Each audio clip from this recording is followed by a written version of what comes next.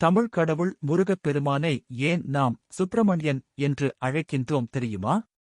அதோடு அவர் ஞானப்பழம் கிடைக்கவில்லை என பழனி மலை மீது கோவணத்துடன் காட்சி அளிப்பதாக கூறுவார்கள். ஆனால் அதற்கு பின்னால் உள்ள உண்மையை தெரிந்து கொண்டால் முருகனை ஏன் ஞானக் கடவுள் என அழைக்கின்றோம் என்ற பிரமிக்க வைக்கும் விஷயம் நமக்கு புரியும். சுப்பிரமணியன் பெயர் காரணம்.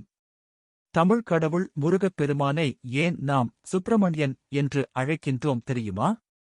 அதோடு அவர் ஞானப்பழம் கிடைக்கவில்லை என பழனி மலை மீது கோவணத்துடன் காட்சி அளிப்பதாக கூறுவார்கள்.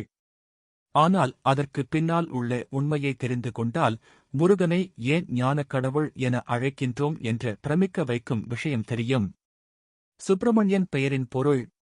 சுப்பிரமணியன் என்ற பெயரில் பிரமண்யன் என்றால் பிரம்மத்தை உணர்ந்த பரம ஞானத்தை பெற்றவன் என்று பொருள். அதில் உள்ள சு என்பது சிறப்பிக்கும் அதி உன்னதமான என்ற அடைமொழி. அதாவது அதி உன்னதமான பரம ஞானத்தை பெற்றவன் என்பதுதான் சுப்பிரமணியன் என்பதன் பொருள். அதாவது ஞானத்தின் உயர்நிலையான பிரமண்யத்தின் அதி உயர்நிலையை அடைந்தவன் என்பது பொருள். அதனால்தான் முருகனை ஞானக் கடவுள் என்கிறோம். அவனை விட ஞானமும் தேஜஸும் வேறு யாருக்கும் இல்லை என்பதால்தான் அழகென்றால் அதன் பெயர் முருகன் என உரைத்தனர். ஞானப் பழமும் ஆண்டி கோலத்திற்குப் பின் உள்ள உண்மைகள். இப்படி ஞானமே வடிவமான முருகப்பெருமான் கைலாயத்தில் தேவலோக ஞானப் பழத்தை பெற முடியவில்லை என்ற கோபத்தில் ஆண்டி கோலம் பூண்டு பழனி மலைக்கு சென்று விட்டதாக ஒரு புராணக் கதை உண்டு.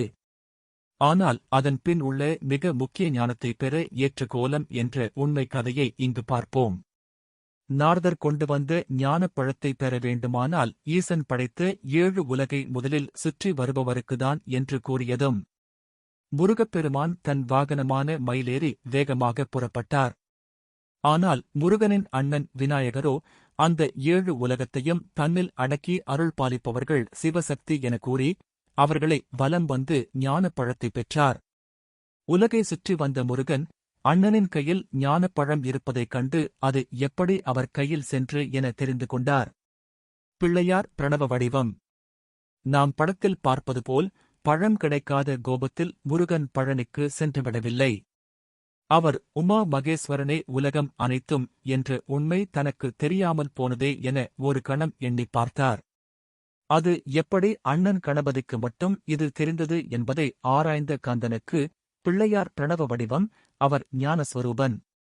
அந்த ஞானம் அவரின் கடும் தவத்தினால் கிடைத்தது. அதனால்தான் இந்த 7 உலகமும் சிவ பார்வதியின் வடிவம் என்பதை உணர்ந்தார். பழனி ஆண்டிக் கோலம். அண்ணனைப் போலதானும் அந்த ஞானம் பெற, அதாவது பிரம்மண்யனான தாம் சுப்பிரமணியனாக விரும்பினான். அதன் விளைவாகத்தான் தவக்கோலம் ஏற்று பழனி ஆண்டியாக பழனி மலையில் ஆண்டிக் கோலம் ஏற்றார். இப்படி அண்ணன் கணபதியைப் போல தானும் தவமியற்றி ஞானத்தைப் பெற ஞானஸ்கந்தனாக பழனியில் காட்சியளிக்கிறார். நெற்றிக் கண்ணில் உதித்த குமரன் ஞானக்கடலாக ஞானத்தைப் பெறவும் அதை காக்கவும் எடுத்துக்கொண்ட கோலம்தான் பழனி ஆண்டிக் கோலம். ஞான வடிவம். அவர் பழம் கிடைக்கவில்லை என்ற ஆதங்கத்தில் ஆண்டியாகவில்லை.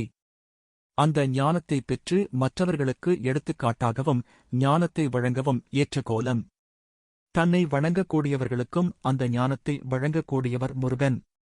வெறும் அசுரர்களை அழிக்க மட்டும் உருவான உருவமல்ல, அவர் தர்மத்தை காக்கவும் ஞானத்தை கொடுக்கவும் உருவானவர். அநீதியை அழிக்கக்கூடிய சக்தி அவரின் பிறப்பிலேயே உண்டு.